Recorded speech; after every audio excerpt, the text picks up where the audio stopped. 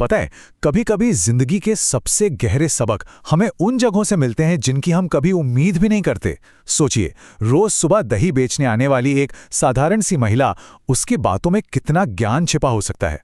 चलिए आज ऐसी ही एक दिलचस्प कहानी को समझते हैं। ये आवाज है मंगम्मा की। रोज सुबह उनकी यही पुकार सुनाई देती थी।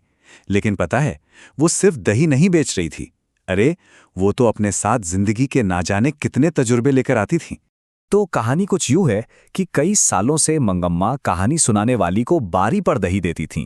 ये रोज का एक नियम सा बन गया था, एक ऐसा रिश्ता जो सिर्फ पैसे के लेन देन वाला नहीं था, उससे कहीं ज्यादा गहरा था। एक अपनापन था उसमें। तो ये जो बारी सिस्टम था ना, ये सिर्फ एक हिसाब किताब का तरीका नहीं था। अरे नहीं, ये तो भरोसे की बात थी, रोज रोज की जुड़ाव की निशानी थी। और इसी वजह से मंगम्मा का अपने ग्राहकों से रिश्ता सिर्फ व्यापार का नहीं रहा, बल्कि एक मजबूत व्यक्तिगत बंधन बन गया था। तो मतलब साफ है, मंगम्मा का आना सिर्फ दही देने के लिए नहीं होता था। अरे, वो तो एक मौका होता था जब वो आंगन में बैठती थीं, अपने और दूसरों के सुख दुख की बातें होती थीं। ऐसा लगता था मानो वो परिवार की ही कोई सदस्य हों।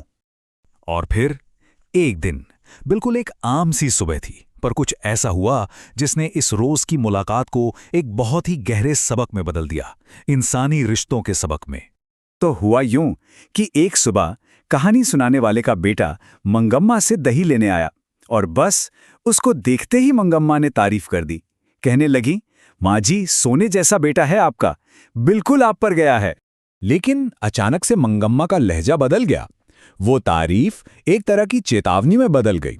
उन्होंने उन मुश्किलों की तरफ इशारा किया जो एक बेटे के बड़े होने और खासकर शादी करने के बाद आती हैं। और उनका ये एक वाक्य सुनिए, इसमें उनकी चेतावनी का पूरा वजन महसूस होता है। ये कोई सुनी सुनाई बात नहीं थी, ये उनकी जिंदगी के तजुर्बों से निकली एक कड़वी सच्चाई थी।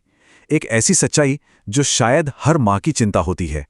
तो बस इसी चिंता से बात आगे बढ़ी और फिर मंगम्मा ने बताए अपने वो नुस्खे जो उन्होंने जिंदगी से सीखे थे। व्यवहारिक नुस्खे, एक सुखी घर बनाने के नुस्खे। सवाल ये था कि आखिर एक औरत अपने पति का प्यार और घर की शांति दोनों कैसे बनाए रख सकती है। और मंगम्मा का जवाब सुनिए, किसी जादू टोने में नहीं था, बल्कि बिल्कुल ठोस प्रैक्टिकल समझ में था। तो मंगम्मा की जो पूरी फिलॉसफी थी ना, वो इन 4 सीधे साधे मंत्रों में थी। पहला, स्वाद का मंत्र।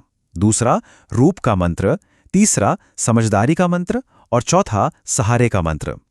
देखिए, ये कोई बड़ी बड़ी बातें नहीं थी, ये एक प्रैक्टिकल स्ट्रैटेजी थी जिससे वो किसी भी घर को जोड़े रखने का तरीका मानती थीं। और यही बात तो उनकी फिलॉसफी को इतना जमीनी, इतना रियल बनाती है। वो टोना टोटका, जड़ी बूटी, इन सब अंधविश्वासों को सिरे से खारिज करती थीं। इसके बजाय उनका जोर था ठोस साइकोलॉजिकल सच पर। और अपने इन तरीकों के असर को लेकर वो क्या कहती थीं, सुनिए। ये बात थोड़ी सीधी और शायद कठोर लगे, लेकिन ये उनके नजरिए की साफ गोई को दिखाता है। लेकिन यहां एक बड़ा सवाल उठता है, ये सारा ज्ञान मंगम्मा को मिला कहां से? ये सब सलाह आखिर आ कहां से रही थी? तो पता चलता है कि उनकी ये सारी बातें किसी किताब से नहीं आई थीं। नहीं, ये तो उनके अपने मुश्किल शादीशुदा जीवन से निकली थीं। एक बेवफा पति के साथ जो अनुभव उन्होंने सहे थे, ये वो था। ये किताबी ज्ञान नहीं था, ये तो जिया हुआ सच था। और अपने इस दर्द को वो एक बहुत ही मार्मिक रूपक से बताती हैं। वो कहती हैं, मेरे भाग्य में एक अच्छी धोती नहीं थी, किसी और ने पहन ली। यहां धोती का मतलब सिर्फ एक कपड़ा नहीं है, ये पति के प्यार और साथ का प्रतीक है, जो उन्हें कभी उस तरह से नहीं मिला जैसा मिलना चाहिए था। तो अब आते हैं इस पूरी कहानी के सबक पर। आखिर मंगम्मा की ये कहानी हमें सिखाती क्या है? इस पूरी बातचीत से हमें क्या बड़ी सीख मिलती है?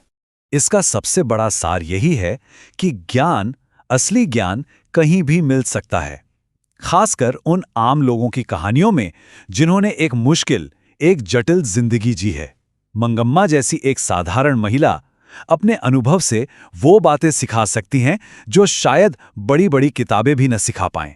तो आखिर में हम सब एक सवाल पे आके रुकते हैं, और वो सवाल ये है कि जिंदगी के सबसे बड़े सबक असल में आते कहां से हैं? शायद इसका जवाब हमारी उम्मीद से कहीं ज्यादा हमारे आसपास ही मौजूद है।